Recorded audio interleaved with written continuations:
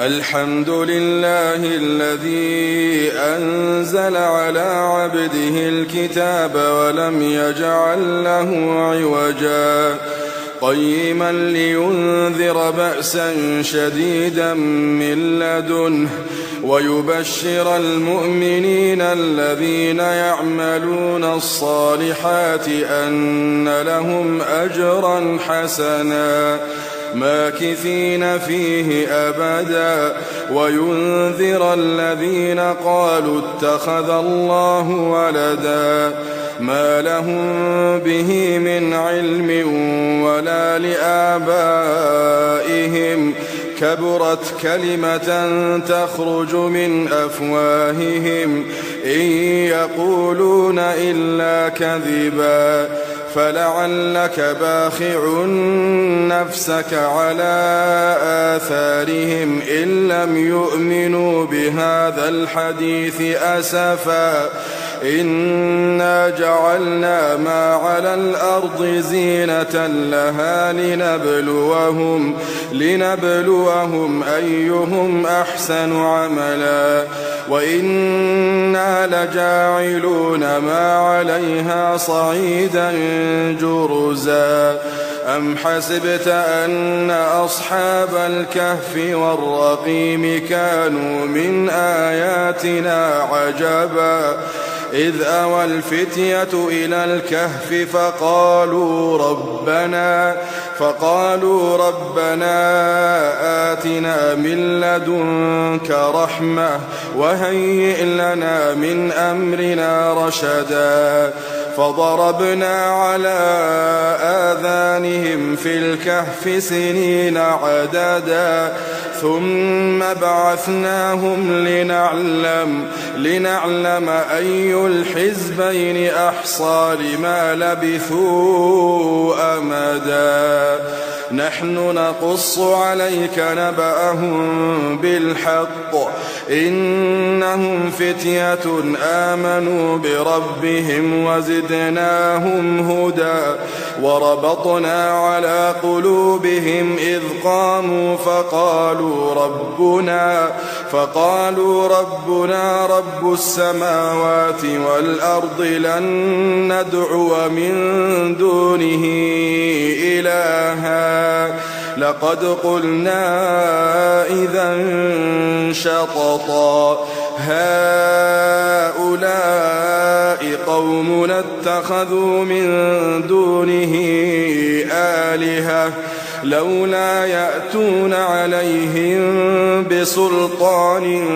بين فمن أظلم ممن افترى على الله كذبا وإذ اعتزلتموهم وما يعبدون إلا الله فأووا إلى الكهف ينشر لكم ربكم من رحمته ويهيئ لكم من أمركم مرفقا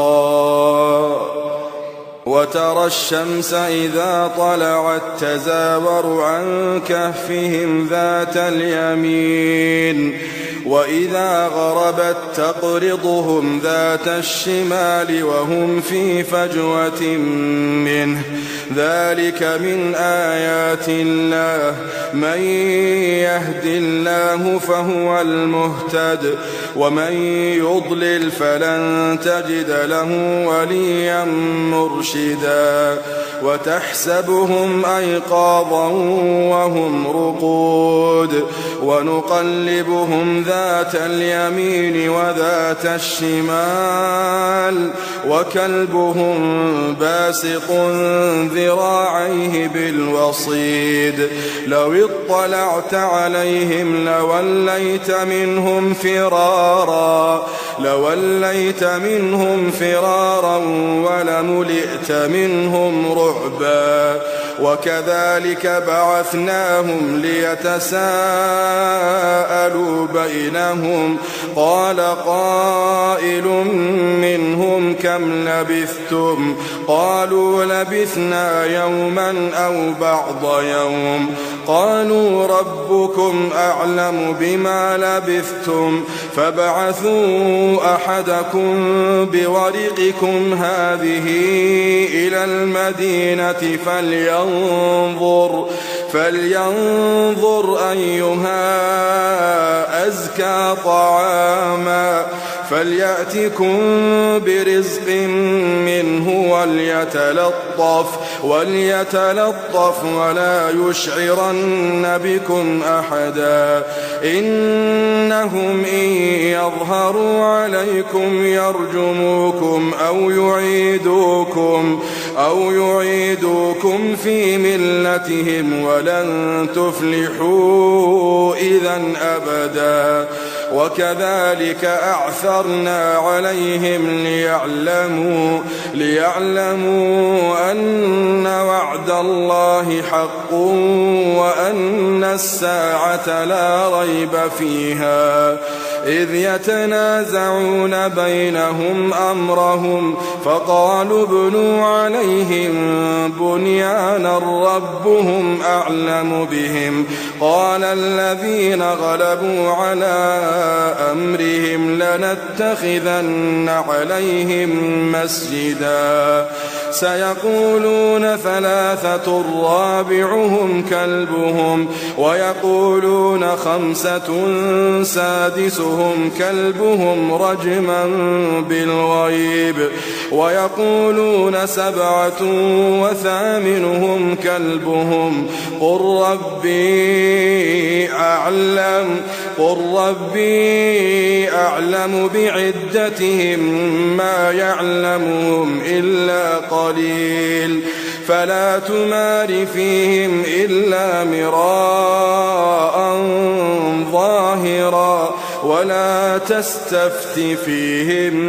منهم أحدا ولا تقولن لشيء إني فاعل ذلك غدا إلا أن يشاء الله واذكر ربك إذا نسيت وقل عسى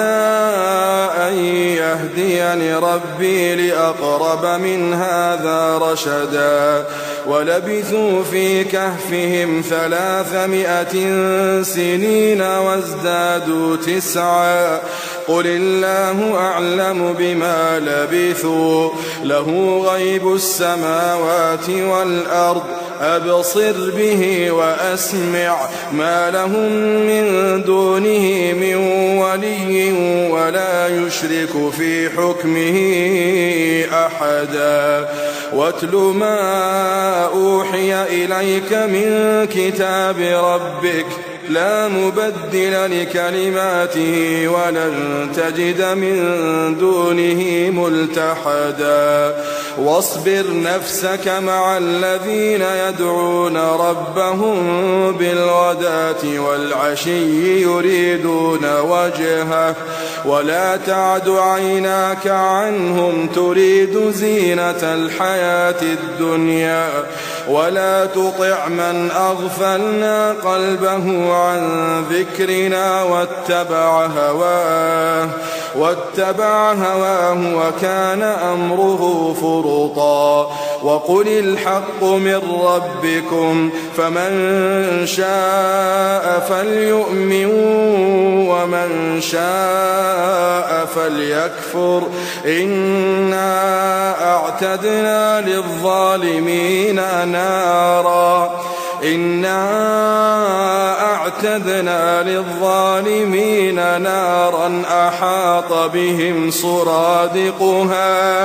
أحاط بهم سرادقها وإن يستغيثوا يغاثوا بماء كالمهل يشوي الوجوه بئس الشراب وساءت مرتفقا إن الذين آمنوا وعملوا الصالحات إنا لا نضيع أجر من أحسن عملا أولئك لهم جنات عدن تجري من تحتهم الأنهار يحلون فيها من أساور من ذهب ويلبسون ثيابا خضرا من سندس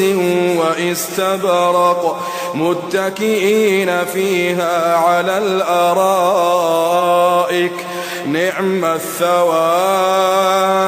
نعم الثواب وحسنت مرتفقا.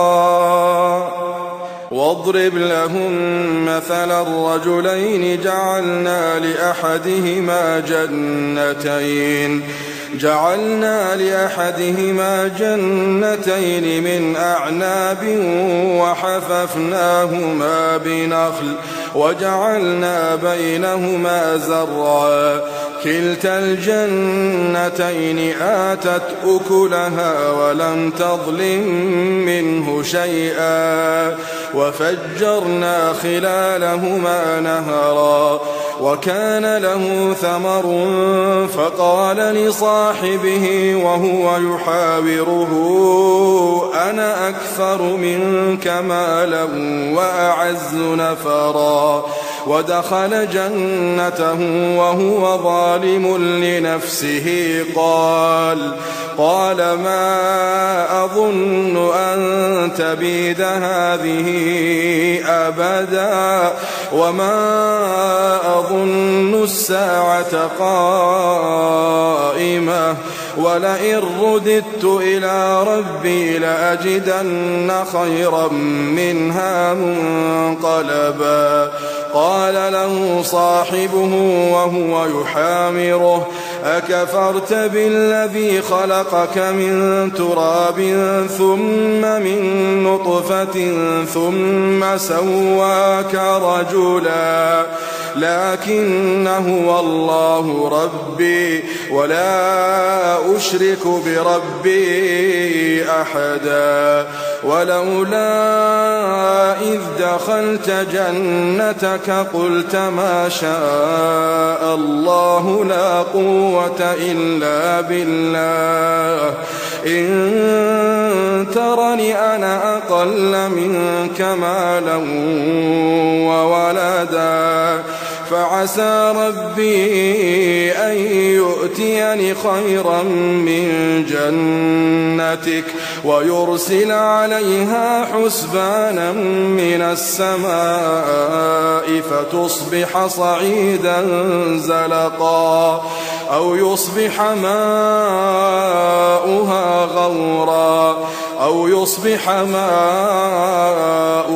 غورا فلن تستطيع له طلبا وأحيط بثمره فأصبح يقلب كفيه على ما أنفق فيها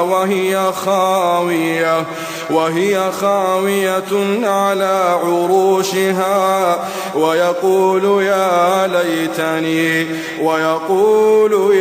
ليتني لم أشرك بربي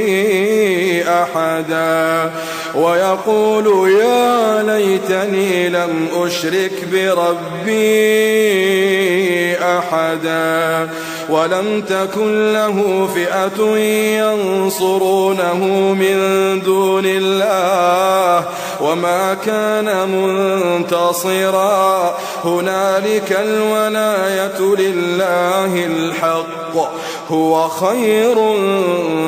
ثوابا وخير عقبا. واضرب لهم مثل الحياة الدنيا كماء إن أنزلناه من السماء فاختلط به نبات الأرض فأصبح هشيما تذروه الرياح وكان الله على كل شيء مقتدرا. المال والبنون زينة الحياة الدنيا، والباقيات الصالحات خير عند ربك ثوابا وخير أملا. ويوم نسير الجبال وترى الأرض بارزة وحشرناهم فلم نغادر منهم أحدا. وعرضوا على ربك صفا لقد جئتمونا كما خلقناكم أول مرة بل زعمتم أن لن نجعل لكم موعدا. ووضع الكتاب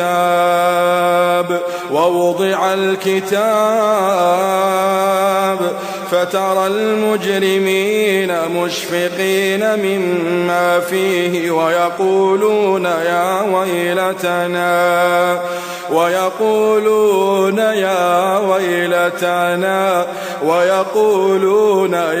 ويلتنا ما لهذا الكتاب لا يغادر صغيرة ولا كبيرة إلا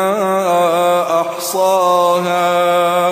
ووجدوا ما عملوا حاضرا ولا يظلم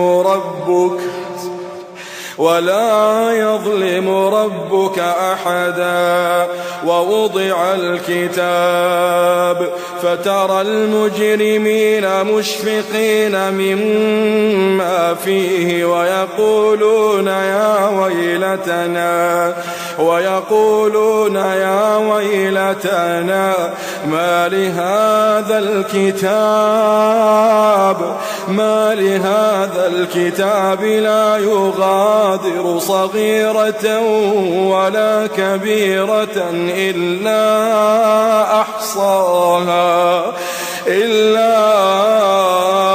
أحصاها ووجدوا ما عملوا حاضرا ولا يظلم ربك أحدا. وإذ قلنا للملائكة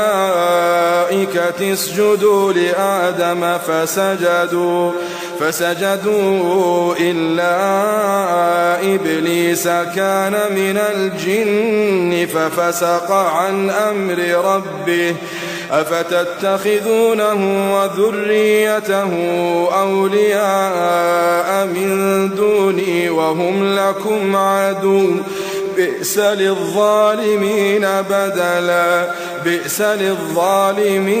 بدلا. ما أشهدتهم خلق السماوات والأرض ولا خلق أنفسهم وما كنت متخذ المضلين عضدا.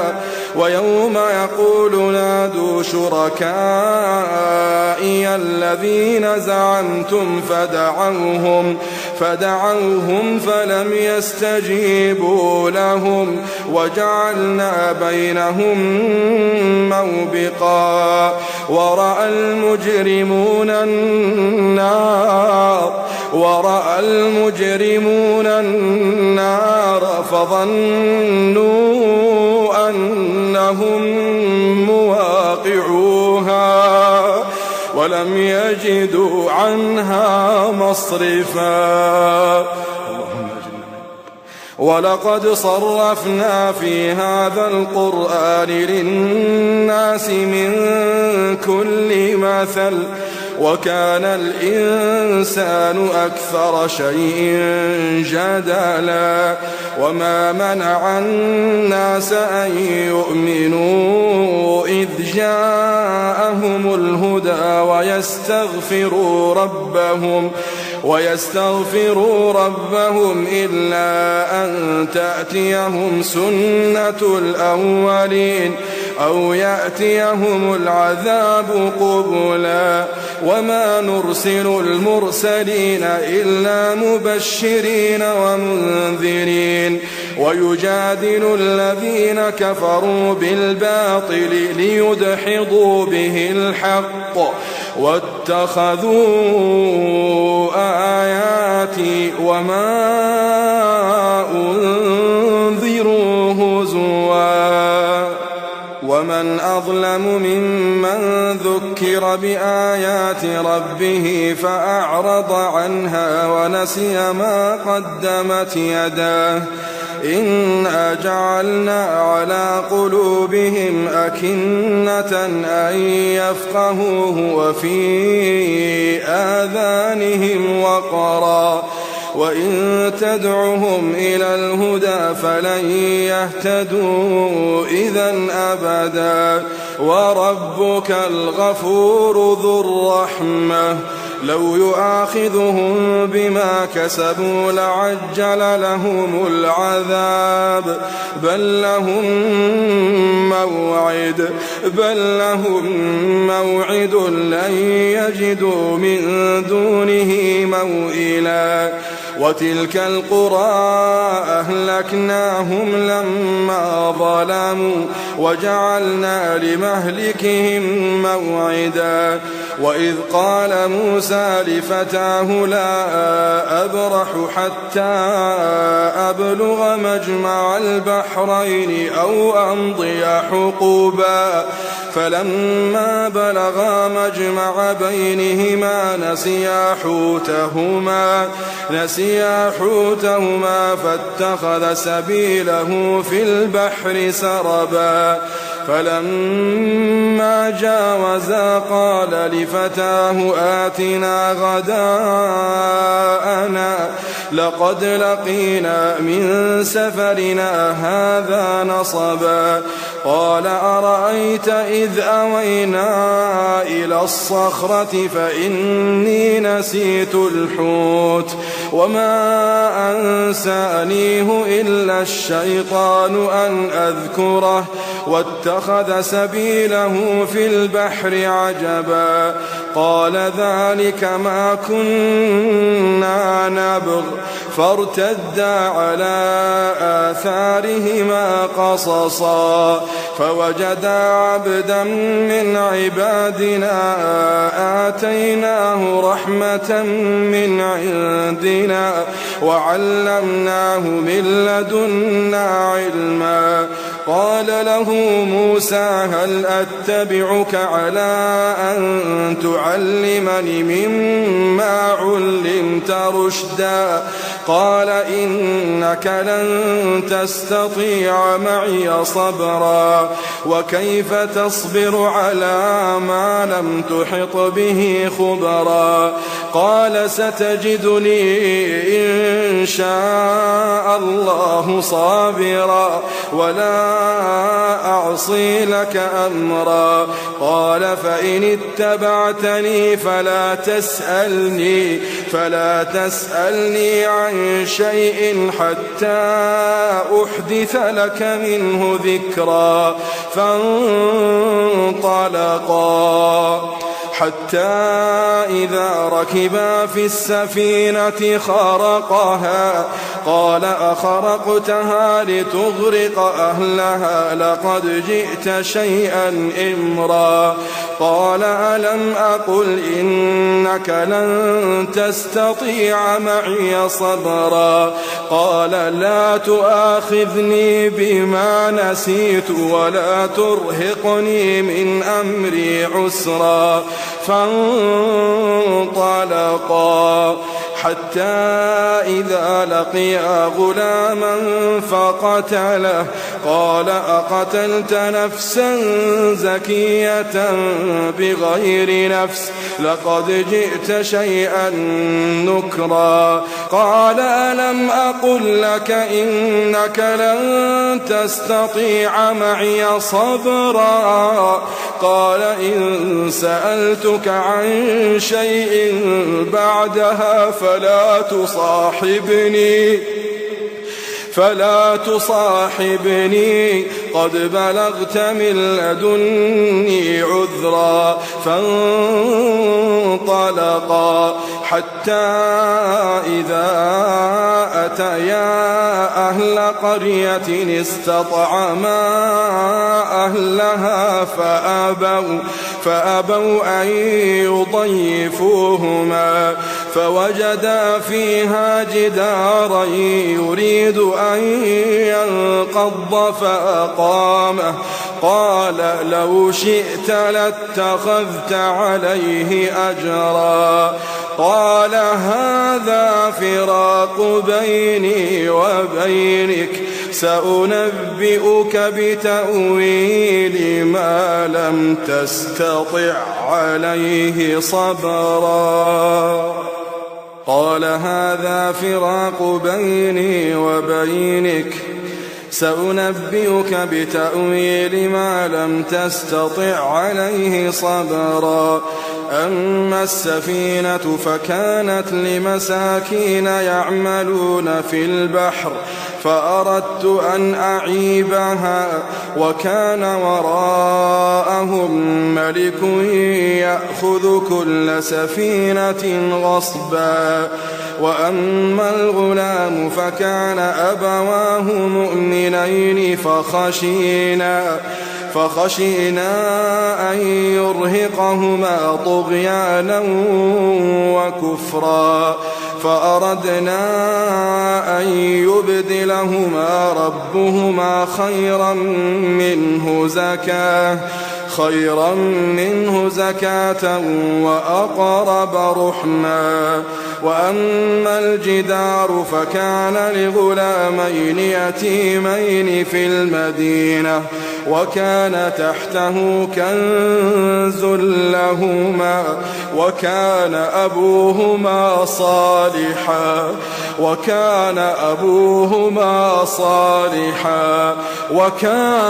أبوهما صالحا فأراد ربك أن يبلغا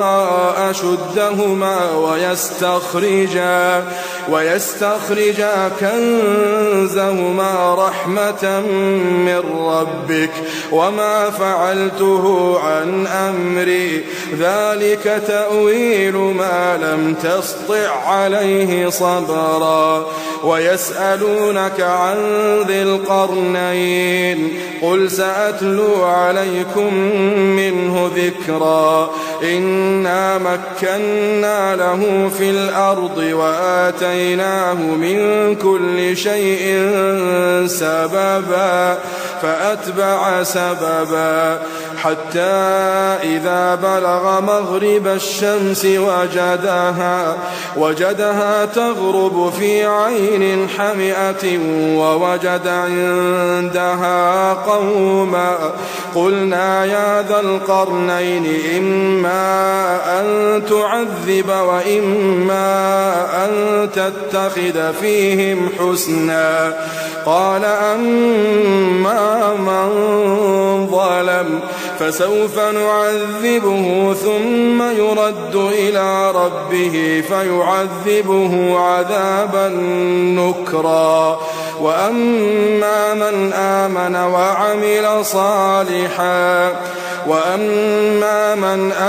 وعمل صالحا فله جزاء الحسنى وسنقول له من أمرنا يسرا ثم أتبع سببا حتى إذا بلغ مطلع الشمس وجدها تطلع على قوم لم نجعل لهم من دونها سترا كذلك وقد أحطنا بما لديه خبرا ثم أتبع سببا حتى إذا بلغ بين السدين وجد من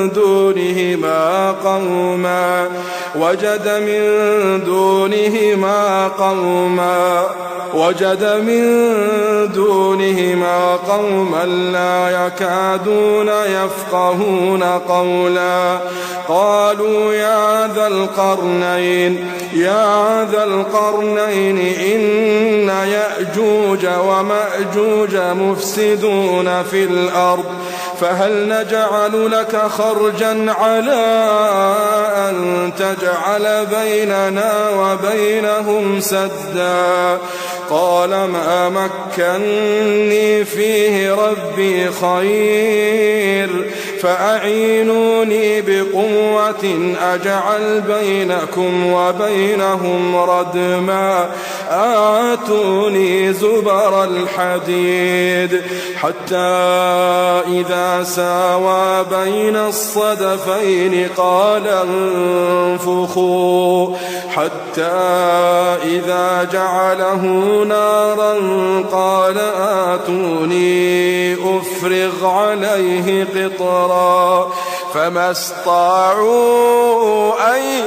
يظهروه وما استطاعوا له نقبا قال هذا رحمة من ربي فإذا جاء وعد ربي جعله دكاء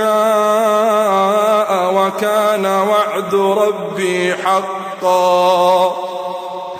قال هذا رحمة من ربي فإذا جاء وعد ربي جعله دكاء وكان وعد ربي حقا وتركنا بعضهم يومئذ يموج في بعض ونفخ في الصور فجمعناهم جمعا وعرضنا جهنم يومئذ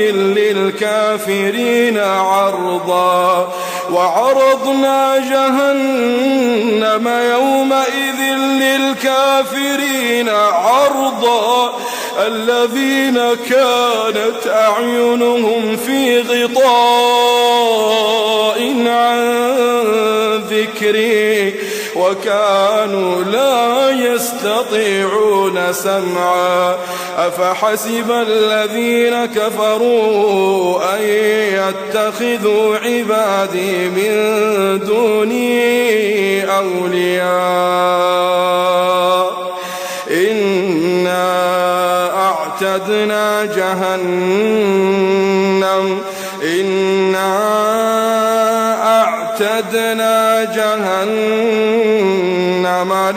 للكافرين نزلا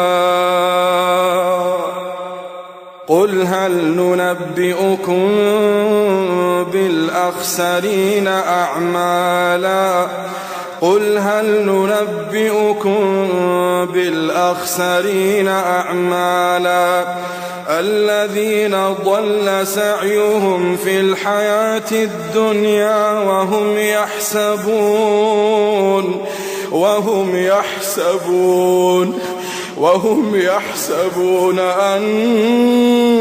أنهم يحسنون صنعا قل هل ننبئكم بالأخسرين أعمالا الذين ضل سعيهم في الحياة الدنيا وهم يحسبون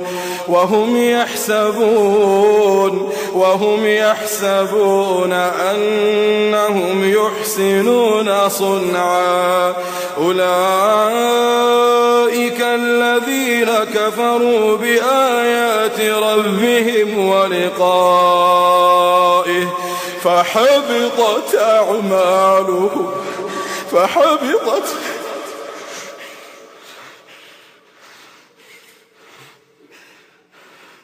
أولئك الذين كفروا بآيات ربهم ولقائه فحبطت أعمالهم فلا نقيم لهم يوم القيامة وزنا فلا نقيم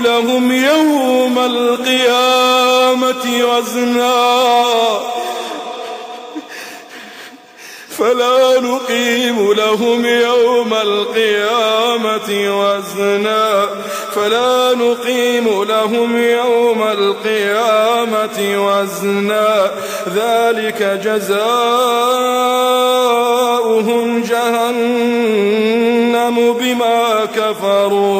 بما كفروا واتخذوا آياتي ورسلي هزوا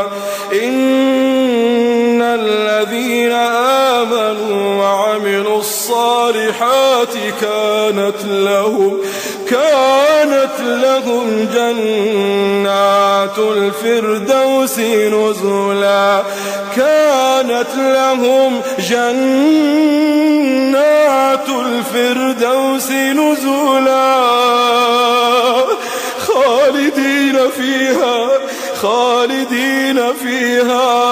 خالدين فيها لا يبغون عنها حولا.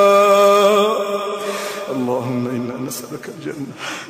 إن الذين آمنوا وعملوا الصالحات كانت لهم جنات الفردوس نزلا خالدين فيها لا يبغون عنها حولا. قل لو كان البحر مدادا لكلمات ربي لنفد البحر قبل أن تنفد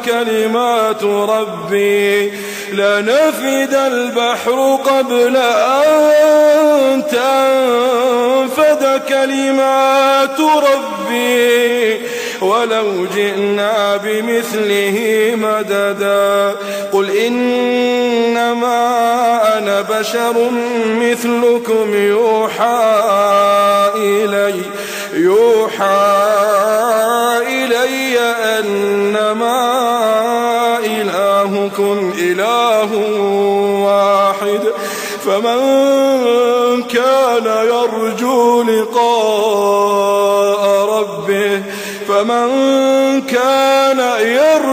لقاء ربه فليعمل عملا